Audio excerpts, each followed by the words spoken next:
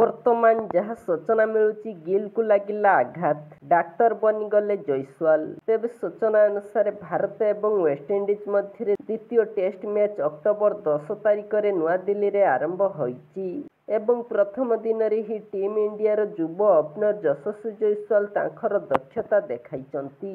ତାଙ୍କ ଛୋଟ କ୍ୟାରିୟରରେ ଅନେକ ବଡ଼ ଏବଂ ସ୍ମରଣୀୟ ଇନିଂସ ଖେଳିସାରିଥିବା ଜୟସ୍ୱାଲ ପୁଣି ଥରେ ତାଙ୍କର ବ୍ୟାଟିଂ ଦକ୍ଷତା ପ୍ରଦର୍ଶନ କରିଥିଲେ ଏବଂ ଏକ ଚମତ୍କାର ଶତକ ହାସଲ କରିଥିଲେ।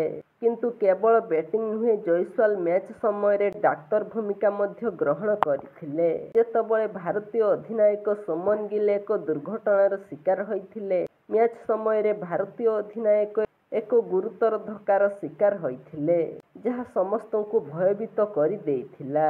ତଥାପି ଏହା ଆଶ୍ୱସ୍ତିର ବିଷୟ ଯେ ଏହି ଘଟଣା ଏକ ବଡ଼ ଦୁଃଖଦ ପରିସ୍ଥିତିରେ ପରିଣତ ହୋଇନଥିଲା।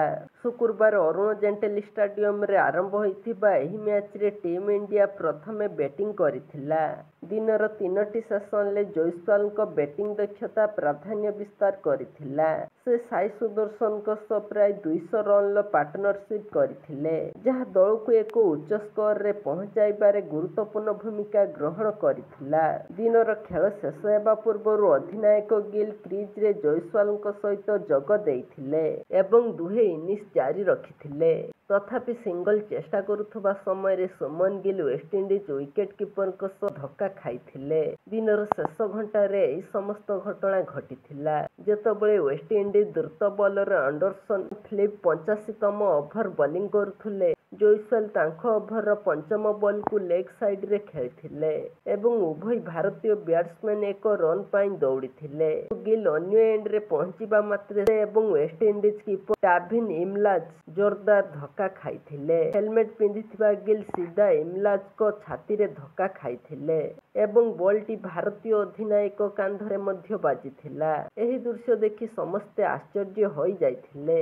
ଉଭୟ ଦଳର ଡାକ୍ତରୀ କର୍ମଚାରୀ ତୁରନ୍ତ ପଡ଼ିଆରେ ପହଞ୍ଚିଥିଲେ। ଯେତେବେଳେ ଇମଲାଜ ଭୂମିରେ ଶୋଇ ତାଙ୍କ ଛାତି ଘଷିଥିଲେ, ସୁମନ ଗିଲ୍ ତୁରନ୍ତ ତାଙ୍କ ହେଲମେଟ୍ କାଢ଼ି ତାଙ୍କ ମୁଣ୍ଡ ଧରି ବସିଗଲେ। ସମୟ ପାଇଁ ଖେଳ ବନ୍ଦ ହୋଇଥିଲା।